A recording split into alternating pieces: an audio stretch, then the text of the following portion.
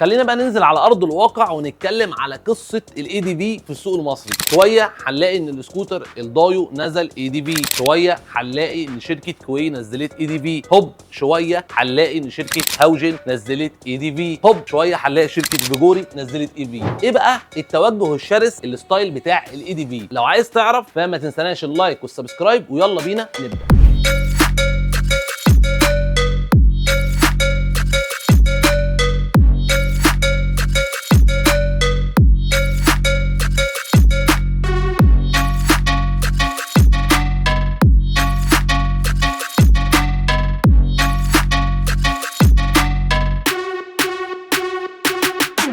ازيكم عاملين ايه؟ معاكم اسامه مهدي بتاع موتوسيكلات. النهارده بقى احنا في حلقه بنصور ريفيو للاي دي في من شركه فيجوري. بس ثانيه واحده يا عمرو، الشركه باعته بوكس هنعمل له انبوكسنج مع بعضينا. ما تجيب لنا كده صقر حاجه نقطع بيها دي. تفتكروا ايه اللي باعتينه هنا؟ سمي كده. ده معايا سكوتر اي دي في من شركه فيجوري. الله الله الله الله، طلع لنا كده صقر. طيب شيل يا صقر كده، انت بتلعب ايوه. الله الله الله الله، شغل جامد ده. بوكس هديه نازل مع السكوتر الاي دي في من شركه فيجوري، وزي ما انتم شايفين كده عامل ستايل. جايب عمرو الفيديو ولا ايه؟ ولا نشيل البلاستيك ده؟ شيل نفرج الناس. دلع الناس يا باشا اهو. حط يا صقر. بصوا يا جماعه، شايفين الستايل بتاع البوكس؟ مبدئيا هو ماشي جدا مع الموتوسيكل، او الستايل بتاعه ان هو فكرته ادفنشر. البوكس المربع وحاطط لك عليه ستيكرز كده لذيذه. عايزين اهو نفتحه عشان الناس تبص كل اللي جواه، عشان تعرفوا ان احنا مش بنبخل عليكم بحاجه. وادي الظهر هنا عشان خاطر اللي يركب وراك طبعا. المسامير بتاعته، المفاتيح. نشيل بقى الانبوكسنج ونتكلم شويه يا عمرو على ايه؟ على السكوتر. نحطه بقى هنا صقر. شكرا ليك يا صقر. فكره الاي دي في ده نازل اصلا من شركه هوندا. هوندا عامله سكوتر ادفنشر. السكوتر ده في حته ثانيه خالص، ولكن الديزاين بتاعه كل الشركات بدات تتجه عليه. حتى زونتس عامله برضو سكوتر اي دي في بس بمسمى ثاني 500 سي 2 سلندر. طبعا الشركات المتوسطه اللي هي في الاول وفي الاخر بتهتم بالعميل المتوسط، اللي هو في الاول وفي الاخر عايز حاجه سيتي سكوتر، فيا عم ليه لا ما نعمل لنا الشكل بتاع الاي دي في وشكل الادفنشر. وكل شركه بتحط الاوبشنز وبتشيل الاوبشنز اللي هي عايزاها. يعني تعالى اقول لك السكوتر ده نازل من شركه فيجوري. شركه فيجوري نازله للسكوترات او الموتوسيكلات اللي بتبقى موجوده في السوق، ولكن نقول ان هم بيعملوها بتكلفه تكون اقل شويه عشان خاطر المستهلك ما يبقاش بيدفع فلوس في براند عالي ويديله الشكل اللي هو عايزه. زي السكوتر اللي قدامنا ده، سعره مثلا، طبعا انا مش عايز احرق لكم الفيديو، بس فعلا هو سعره لازم نقوله في الاول. هو سعره نازل رسمي ب 69,000 جنيه. يعتبر النهارده ده اقل سكوتر نازل في فئه الادفنشر او 200 سي سي. الحجم الكبير، عدادات ديجيتال، الفوانيس بتاعته ال اي دي، جادون قاعده كويسه جدا، معاه توب بوكس لا يقل عن 3000 جنيه. ففي الاول وفي الاخر هو مديك سكوتر في فئه سعريه معينه ومنافس للسوق. السعر ده طبعا في وقت رفع الفيديو النهارده يوم كام يا عمرو؟ 13/6/2024. انا عارف ان انت دلوقتي متلخبط ومحتار ما بين ان انا النهارده عايز افهم المواصفات بتاعه الاي دي في الفيجوري وما بين الدايو والاكس دي في او الشركات الثانيه. فخليني اقول لك ان انت لازم تتابعنا عشان احنا هنعمل مقارنات ما بين الشركات، وهنحط السكوترات كلها جنب بعض عشان تختار في الاول وفي الاخر وتعرف مميزات ده وسعر ده في السوق المصري. ولكن خليني اقول لك النهارده مراجعه سريعه على السكوتر الاي دي في الفيجوري. انا كواحد بعرض لك سكوتر نازل بالاوبشنز بتاعته اللي نازله في السوق المصري. مفيش سكوتر بيرفكت 100%، لازم تلاقي فيه بعض العيوب. يعني على المثال ان الفيستا اول ما نزل الناس تفتكر سكوتر الفيستا ده عامل مبيعات قويه جدا، ولكن كان عنده مشكلتين: مشكله الكربلاتين، مشكله الرداخ. ولكن بعد فتره من الحلول والكلام ده تخلصوا على العيب. فمحدش يقول لي سكوتر بينزل من غير عيوب. اللي يقول لك سكوتر بينزل بدون مشاكل وبدون عيوب يبقى كده هو بيبيع لك وبيضحك عليك. فخليني اقول لك برضو ان الدايو لما نزل عمل انطلاقه قويه جدا، ولكن كان في بعض المشاكل لما نزل السوق واتقرص عليه واتمشى عليه. كان منهم بكر السحب والكلاتش، ولكن الشركه حلت سريعا في تبديل القطع دي للعملاء. فخليني اقول لك ان دي احسن حاجه، ان انت دايما لما تلاقي حاجه نزلت وناجحه وعليها اقبال في الشراء، في الاول وفي الاخر انت ليك الاختيار ان انت تختار تشتري ده او ده او ده بناء على اليوزرز اللي راكبين السكوتر وجربوه. ولكن خليني اقول لك من كل الحاجات دي الناس بتوع الدايو او ملاك الدايو مبسوطين جدا. اكيد هم هيتفرجوا على الفيديو ده وعارفين ان السكوتر كويس جدا وقيمه مقابل سعر. سكوتر شكله شيك واوبشنز كويسه، ولكن شويه مشاكل بسيطه دايما بتتحل. وده في اي حاجه، في عربيات، في التليفونات، في اي حاجه لازم يبقى ليها، زي ما ليها مميزات لازم يبقى ليها عيوب. فما تخلينيش اتوه عنك واكلمك النهارده على السكوتر ده. انا في حاجه مزعلاني من الشركه دي، مع ان انا هقول لكم على حاجه شركه ابو حوا عاملاها. يمكن الموضوع ده غريب وجديد وهتسمعوه اول مره مني. ايه هي بقى يا عمرو؟ ان السكوتر ده زي ما هو نازل شكله اي دي بي، مع ان انا حاسس الوش صغنن شويه من قدام مش زي الدايود ده بصراحه بشواتي كده، والفوانيس بتاعته بصراحه احلى بكتير من شكل الفانوس ده. بص بقى الليد اللي قدام الفوانيس والاشارات. طب ثانيه واحده كده، عايزين نزود النور شويه.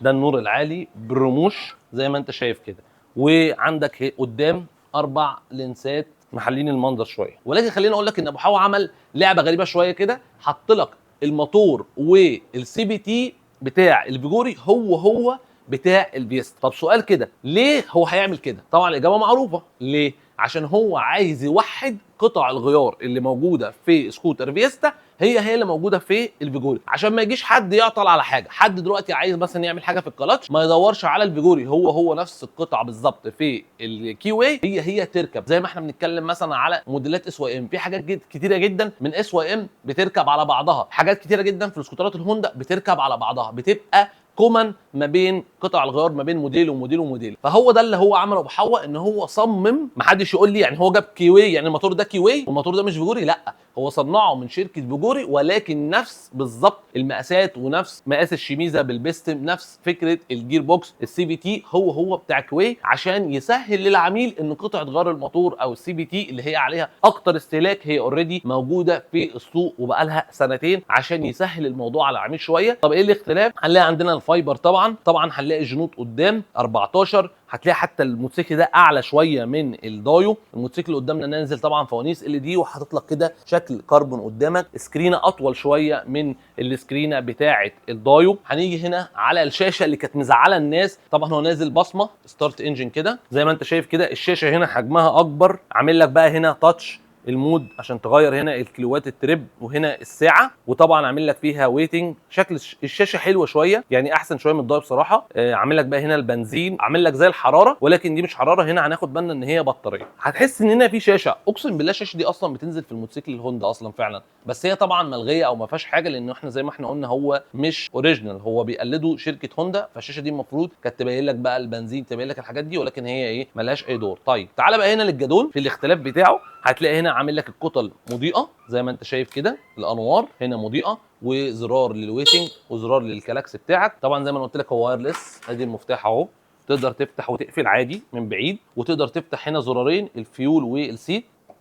تمام، هنا الدوسه هتلاقي تانك البنزين 11 لتر. وعندك هنا الشنطه زي ما انتم شايفين، مساحتها بصراحه كويسه، ولكن هي ما تشيلش حاجات كتير. ولكن برضو خليني اقول لك ان التوب بوكس غني شويه او شايل شويه. عمرو بقى عايز يسمع صوته يعني. ده الصوت بتاعه، معرفش طبعا هو باين في الفيديو قوي يا عمرو ولا مش باين.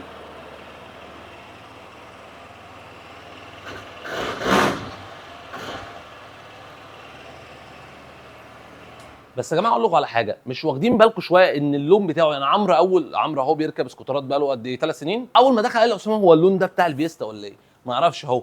صدق عمرو برضه لماح يا جماعه، مهندس بقى يا جدعان، بقى مهندس بقى يا جدعان، مهندس والله العظيم. قال لي يا عم اللون ده درجه الفيستا، قلت له اه، ايه المشكله وماله يا عم، مش عيب. طبعا عاملين لك هنا السكرينه بتطلع وبتنزل، تقدر تحركها تطلع وتنزل بشكل بسيط. اشارات، طبعا السكوتر نازل على نظام الفرامل السي بي اس مش اي بي اس، عشان الناس هنا ما تشوفش هنا ان في الاسطوانه بتاعه الاي بي اس، ولكن هي مش متوصله، ولكن دي هم عاملينها مكنه سرعه، وده الكابل بتاعها. طيب لو جينا هنا على شركه زونتس، هنلاقي عندنا قدام الطنبوره المشرشره دي هي فعلا فرامل اي بي اس، وبتشتغل كمان على السرعه، يعني بتشتغل الاثنين في واحد. مكنه السرعه دي اللي هي بتعد الكيلوات، اول ما بتمشي العجله بتلف فبتبدا تعد، بتدي قرايه فوق للعداد الديجيتال. طبعا الكاوتش نازل اللي هو نقشه 50 اوف رود ونقشه 50 ستاندرد، مساعدين نازله عاديه. السكوتر نازل بقى شويه حاجات كده بسيطه يمكن تفرق مع المستهلك وممكن ما تفرقش،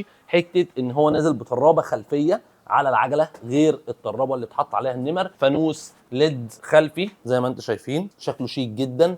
الجاكمان عامل لك ايه بقى، حاجتين، عامل لك فيه نيكل وعامل لك كربون عشان يديك شياكه، مساعدين عاديه مش مساعدين غاز. وبرده في معلومه حبيت اقولها عشان خاطر دي احنا اكتشفناها، السكوتر الدايو ما كانش المساعدين غاز، ده شركه دايو كانت منزله الحليه بس، حليتين اللي ورا تحس ان هم غاز كشكل لتقليد الادفنشر، ولكن احنا كنا قلنا ساعتها ان هم غاز، وللاسف طلعوا مش غاز. فعشان برضو اللي بيشوف الفيديوهات يعرف ان احنا بنصحح معلومه قديمه، عشان يبقى هو عنده كل الاوبشنز. عامل لك شكل بقى هنا كربون بسيط جدا. شكل الدواسه زي ما انت شايف، فكره الموتوسيكل الادفنشر او القعده الادفنشر بتاعته. بصوا يا جماعه، كاد يكون برضو ان الحته هنا في الدواسه مش كبيره قوي، مش عجباني يعني. ممكن اللي هيتضايق قوي يا عمرو بقى الناس اللي هي ايه مقاس جزمتها 45 46، الناس بقى اللي هي زي يعني. طبعا انا مش هبقى مبسوط بصراحه في قعده السكوتر ده قوي يعني. الناس الطويله بصراحه مش هيبقوا مبسوطين، ممكن يحطوا رجليهم كده القعده هتبقى احسن شويه. ولكن زي ما انتم شايفين كده، يمكن رجلي هتبقى في حته منها زي ما تقولوا ايه طايره بره شويه. طبعا عكس كده لو حد كتب تعالى يا صقر معلش كده، هتلاقي برده مقاس رجله اصغر شويه. مقاس رجلك كام يا صقر؟ يعني صقر شويه ممكن يكون هو. تعالى كده زياد، مقاس رجلك كام يا زياد؟ ايه يا ابني في ايه؟ ما شاء الله يعني. ابص له جت شويه. مقاس رجلك كام يا محمد؟ تعالى. لا 45 يا رجاله في ايه؟ احنا عايزين مقاس رجلك كام؟ تعالى يا محمد اركب. طولك كام يا محمد؟ 179. حط رجليك، حط اللي فوق. وانت محمد خش ارفع. انت ماسك كام رجلك؟ 45. 45. حط رجلك تحت.